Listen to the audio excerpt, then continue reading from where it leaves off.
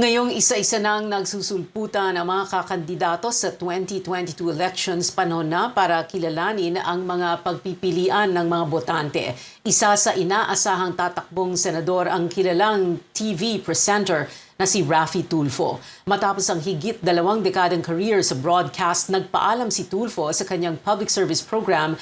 Formal siyang naghain ng COC nitong weekend. Matatandaang nanguna si Tulfo sa pinakabagong senatorial survey ng Pulse Asia.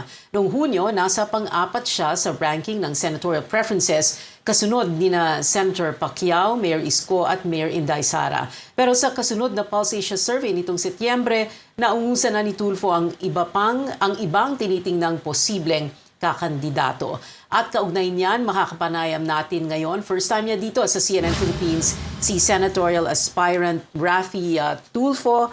Good evening. Okay lang ba? Is it okay if I call you Raffy or would you like Mr. Tulfo? Oh, okay lang. Yeah. Raffy is okay. Raffy. Good evening. Okay, thank you very much, Raffy, for joining us tonight. So, wow ha, you tied with Alan Cayetano ranking 1 to 2 sa Pulse Asia September 6 to 11, and then like we said earlier, no, yung June survey ranking nyo is 3 to 6. What do you attribute this to? Is it your, some people say your brand of public service, your brand of justice, getting things done, your popularity dahil kilala ka, no? You're a TV personality. Pangalawa nang siguro, PA, yung popularity, I think it's more of yung tiwala ng taong bayan sa akin, yung tiwala ng mga tao na malapit sa akin para idulog ang kanilang mga problema na mabilis ko naman na-actionan. So, hindi natin pwedeng lukohin yung mga tao. Alam naman talaga nila kung ano yung taong nagsisilbi sa kanila ng tunay o nagsisilbi-silbihan lamang. In my case, nakita nila na talagang merong sincerity ako sa pagbigay ng solusyon sa kanilang mga problema, sa pagpakinig sa mga idinudulog nila sa akin. Okay, so parang the idea that you get things done, yung tinatawag na brand of justice of Raffy Tulfo, is that it? Yeah, another thing that I would like to point out, Pia, kasi RTIA is a product of a broken system in government.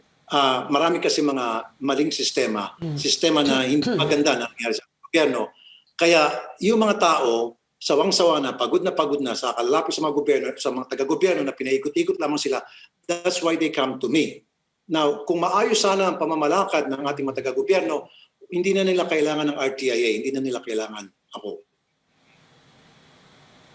Okay. It seems to be na parang you're so focused on that, na para bang ang gusto mong gawin is to help people, to get them the justice they deserve as far as you're concerned, to address their needs right away. Is this something that you will do, that yung gagawin mong batas? What are you going to do to, like you said, kasi you want to help people, you want to protect them. So what is it as a senator that you can do for them if you do get elected?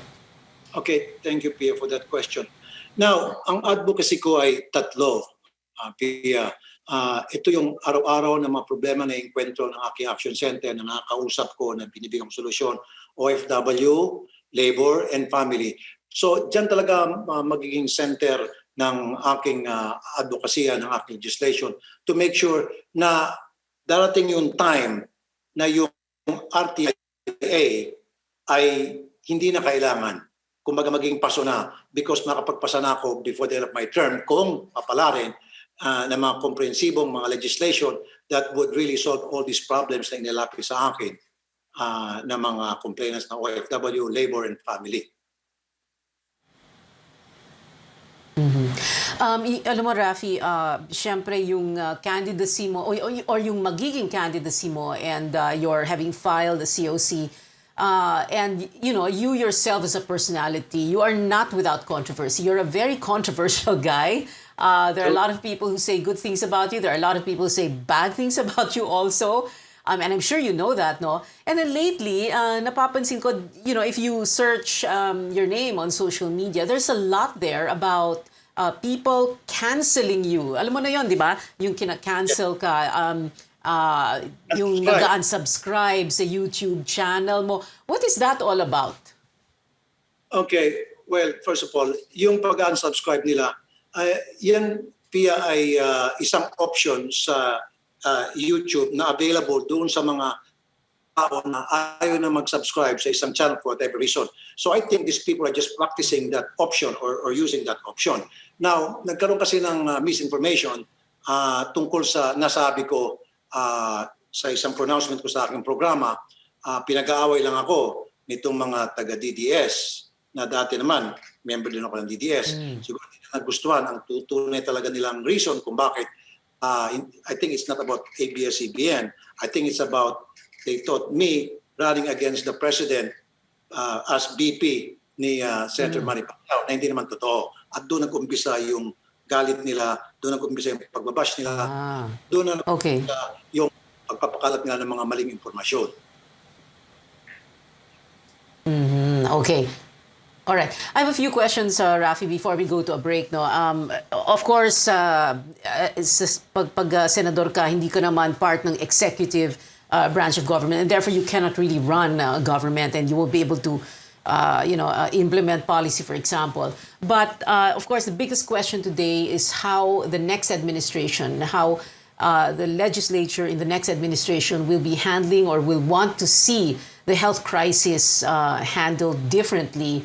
Because of course, ang pinag-uusapan, balancing lives and livelihood and lockdowns. No, how do you want to see the health crisis, the pandemic managed better? Okay, let's talk about the future, Pia. Sa ngayon, nakikita natin maraming mga maliliit na kumpanya, small business and medium enterprises na nagsarahan. Kasi yung ating economy ngayon, if you remember, if you know, na based on what we call is yung consumer-based economy. Yan ay dahil umaasa, nakasandal yung ating ekonomiya sa mga remittances ng ating mga OFW. At nakikita mo naman, marami sa ating mga OFW na papauwi na. So, pag ako'y nasa Senado, I will introduce legislation na para magkaroon tayo ng konting shift going to a production-based economy. At ano yung production-based economy? Napakayaman piya ng ating bansa sa natural resources. Nandiyan yung coconut, nandiyan yung cacao, sugar, banana, and so many other agri-products na bakit natin hindi i-develop yan. So I would come up with legislation na to encourage companies, corporation na mag-invest sa ganitong klaseng endeavor, corporate incentive, tax incentive na mabibigyan sila. That way it will generate employment and at the same time, it will generate revenue for our country. Corruption, of course, systemic. No? It's like a given already dito sa Pilipinas. What would be, again, syempre, lawmaker ka, no? But what kind of strategies would you like to see in the next administration to really combat corruption? Yung parang matapos na talaga ito. And would you, for example, in the future, merong erring official, no? Would you like to see them reappointed or would you like to see them fired? Well, of course, I would like to see them fired. First of all, I would like transparency in government. Yan kasi naiinkwento ko ngayon na problema even in my line of work kapag ako'y tumatawag sa mga iba't ibang ahensya ng gobyerno para ilapit yung tulong ng mga lumalapit sa akin, mga kababayan natin, walang transparency. Nagtatago sila. Kuminsan, pag tinatanong ko, bakit hindi na-action itong problemang ito, tinatago nila. Ayaw niyang sabihin kasi sinasabi nila, kailangan pa sabihin sa mas nakakataas. Yung pala, yung mas nakakataas, may utos sa kanila na wag magsalita dahil may nangyari ng kabalastugan. So when I get there sa Senate, then I will introduce legislation na magkaroon ng transparency in government, more transparency. Can you specify exactly how that's going to happen? Like what kind of a bill would allow more transparency in government? Sa ngayon kasi, halimbawa, meron tinatawag na privacy data law na hindi ka pwedeng mangimasok sa mga pamamalakad o ginagawa ng mga taga-gobyerno because they will always say that to you na bawal yan. Hindi naman sinasabi sa batas. Example, SALN. You know, ngayon, isang mainit na usapin yan na hindi pwedeng ilabas yung SALN, sa President, Vice President, at kung sino-sino pang matataas na opisyal sa ating gobyerno, at mismo yung ombudsman nagsabi niya na bawal. bakit bawal? Pag inanungkulan ka sa gobyerno, dapat ready ka na i-open ang iyong sala, i-open ang iyong kayamanan. Nung pumasok ka, dapat ito yung pera ko. Ngayon, nasa palagitnaan pagserbisyo ko, ito pa yung pera ko. Paglabas ko, ito pa yung pera ko. Na kapag pasok mo, ito yung pera mo. Paglabas mo, ang laki ng pera mo, then there's something wrong. So dapat there's transparency. Dapat yung salin ng kahit sino man, mula presidente hanggang sa pinakamababang ranggo ng elected officials sa gobyerno, dapat ilantad yan sa publiko. Dapat nakikita ng publiko yung kayamanan ng mga taga-gobyerno. Alright, well, nasagot mo na yung isang yes or no question natin, Ma'am Hengkot. But we have other questions for you. Raffy, Tulfo, please stand by. Like I said, marami pa kaming pag-uusapan ni Senatorial Aspirant Raffy Tulfo. Abangan yan dito lang sa News.PH. We'll be right back. News.PH sa CNN Philippines. Kasama pa rin natin ang batikang broadcaster at senatorial aspirant, the very controversial Raffy Tulfo. I was about to say Erwin. Yung kapatid niya kasi, naging co-anchor ko for a long time. But anyway, Raffy, before we go to the yes or no questions, just one last question. Yung yes or no pala mamaya, yes or no lang. You cannot explain. So, syempre, one of the most controversial programs of the Duterte administration, itong drug war, no, the anti-drug war. Are you in favor, in the next administration, are you in favor of another ironclad, no-nonsense anti-drug policy? You know, would you fight the war on drugs the same, or would you want to see the war on drugs fought the same way it was fought during this administration? No. No. Yes. Was that no? Yes, no. Kasi marami na mamatay. So, no, it's okay. Hindi naman yes or no question yan. You can explain. You can explain muna. Okay. So, you're saying na hindi pwedeng ganon ulit. Kasi dapat this time magkaroon ng due process. Dapat ma-observe natin yung karapatang pantao ng kahit sino man, whether he's a suspect or whether he's a criminal. Meron din karapatan siya. At lalong-lalo na, wag dapat siyang pinapatay.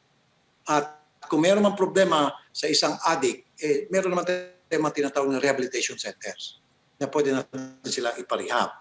Okay.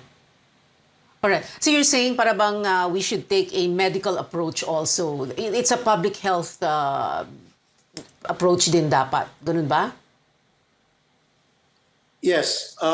Kasi ang nangyayari ngayon, Pia, pag na-identify lang ang isang taong gumagamit ng droga, kahit na hindi pa, delikado, nakakatakot, at baka merong mangyari na sa taong yun. Why don't we focus instead more on yung sa health issue, sa rehabilitation? Why don't we focus on that? How to treat these addicts na para magkaroon pa silang pag-asa magbago sa kanilang buhay, para sa kanilang pamilya. Okay. Interesting to hear you say that. Okay, eto na yung mga yes or no questions. Like I said kanina, the question about the SALN, you already jumped into that earlier. So there are a few other yes or no questions. Again, like I said, no explanation, yes or no. Do you support lifting foreign ownership limits in the Constitution? Yes. Do you favor the reimposition of death penalty for drug-related crimes? No. Can I add a little bit? Because only the poor are the ones who are convicted. Because the rich people, they get away with it most of the time. Pag may pera ka, natatakasan mo. Pag yung pulubi na walang pera, yun talagang palagi nadidiin. Yun palagi ang nabibiktima. Well, not really victim. Sila talaga yung palaging nakukulong. Kahit na walang kasalanan, nakukulong sila. At sila yung nabibitay. Okay. Add a little bit. Alright. Meron and even in abroad, marami sa mga nasa death row at yung iba na sentensya at nabitay na later malaman-laman na inosente pala sila. Yan, Amerika yan na with all the technologies that they have and the kind of investigation that they have, still nakakalusot pa rin doon sa butas ng justice system nila na nakukonvict ang isang inosente at nalalagay sa death row. Just imagine dito sa Pilipinas, country tayo, we're way behind when it comes to investigative system. So, just think about that. Ruby palagi ang nakukulong. Yung mga yaman, nakakalusot.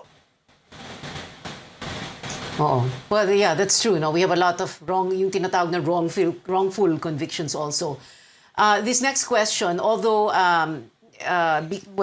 President Duterte has said he's not running for VP, but well, we never know yet. But the question is, again, yes or no lang ang sagot. Should a sitting president be allowed to run for vice president in the next election? Yes or no? Yes. Yes, okay. Yes. Do you favor resuming peace talks with communist rebels? Yes or no? Yes.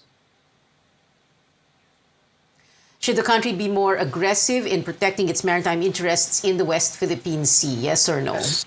Yes. Okay. And my final question before I let you go, Raffy, and then before you give us some final words, no. You have a party list group, yung ACT CIS party list group. Your wife is one of the nominees, and together with Eric Yap, right? So. Right. Tatakbo ulit syempre ang ACT CIS, and then if you do get into the Senate, it's like para bang marami kayo, kumbaga, no, in elective office. What do you think of, syempre maraming batikos pag ganoon, senador, sa isang pamilya may senador, may congressman, may mayor, may party list, ganoon. What do you think of all of that? Pia, ganito yan eh. Why should we let the people decide kung payag ba sila na senador ako at yung wife ko congresswoman, na kung ayaw na nila na magkaroon ng dalawang Tulfo sa politics, then wag nilang iboto ang isa sa amin or wag nilang iboto kahit na sino sa amin. Now, if they think na magiging capable kami, magawa namin yung aming trabaho na maayos para sa kabuti ng ating bayan at mga mamayan, then vote for us. Ganun lang yun. Kailangan yung taong bayan na mag-decide. Silang bahala mag-isip at mag-decide pagdating sa halalan kung kailangan bang iluklok ang katulad ko at kapamilya ko. It's all up to them. Okay. And for my final question for you, Raffy, so right now, like we said, when we started, so ranking 1 to 2 ka sa survey, but this is the September survey, no? There's like how many months to go before the elections. So we don't really know how things will go, no? If you will still be within the top 12, hindi naman natin talaga alam, ano? What do you think, how are you going to feel if, for example, by some, stroke of, I don't know what, bad luck or something, biglang you don't make it, no? You don't get into the Senate. How would you feel about that? Yun okay lang sa akin. So ibig sabihin, ayaw ako ng mga botante at kung pagpipilitan ang sarili ko, kung ayaw nila sa akin. So, no hard feelings. Okay. Maraming salamat sa iyong oras. Raffy Tulfo, senatorial aspirant. Independent pala, no? Independent. Thank you very much for being with us tonight, Raffy. Thank you for having me. Susunod.